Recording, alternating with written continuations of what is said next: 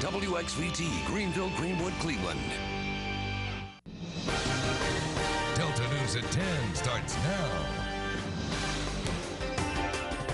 Hi everybody, I'm Kelly Rittenauer. Coming up on your Delta News at 10, the city of Belzona celebrates its biggest event of the year.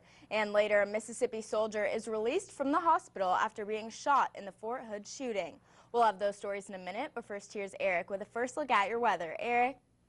After a warm and sunny week, we saw the clouds return and some cooler temperatures as we didn't even make it out of the 60s across some of the areas. And it looks like as we move into our Sunday, it's going to be the same story, but this time the rain is going to make its way in as there's a lot of rain making their way in for our Sunday. We even could have some flooding concerns by the end of the day with just how much rain we're expecting. Then as we move into the week, it looks like some blustery days ahead, and it looks like the sun might return by the time we get later into the week. I'll have the details of when we could see the sun return and those wintry days in your 7-day forecast in just a little bit. Now back to Kelly. Thanks, Eric. Good evening and thanks for joining us. Your Delta News at 10 begins in Belzona, where nearly 15,000 people came out for the 39th World Catfish Festival.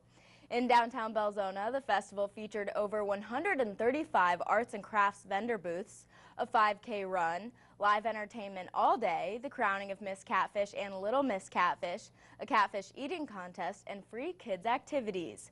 American country music artist Steve Azar of Greenville returned to the Mississippi Delta for today's event, telling the crowd that it feels good to be back.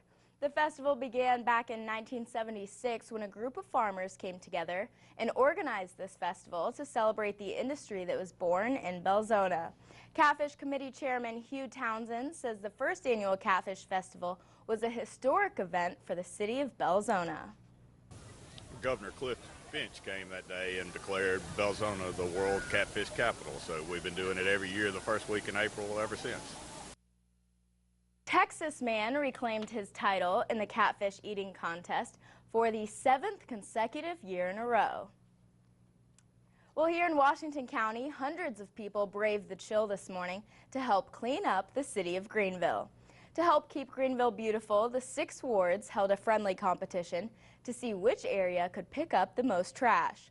Between the 6 wards, over 1,000 bags of litter were collected. Ward 1 picked up the most trash with 260 bags, while second place went to Ward 5, which collected 194 bags.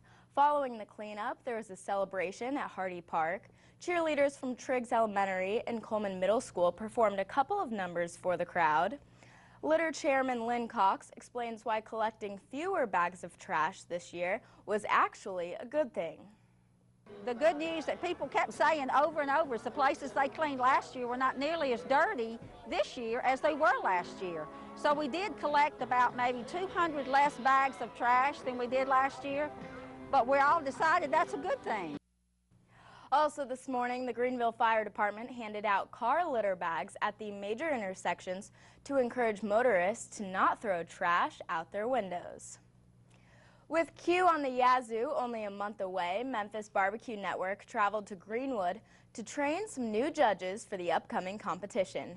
This is the second year Q on the Yazoo has been sanctioned by the Memphis Barbecue Network as part of the Challenger Division. 22 new judges took part in the all-day class to learn the process of judging for the network.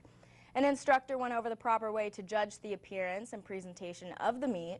After going over appearance criteria, the judges got to taste some barbecue to practice judging tenderness and flavor. Frank Horner, representative with the Memphis Barbecue Network, discusses what causes new judges the most trouble. The hardest thing for a new judge is that we are a comparative scoring system. And by comparative, something has to be the best you've had today. People traveled from as far as St. Louis and Atlanta to attend today's training class.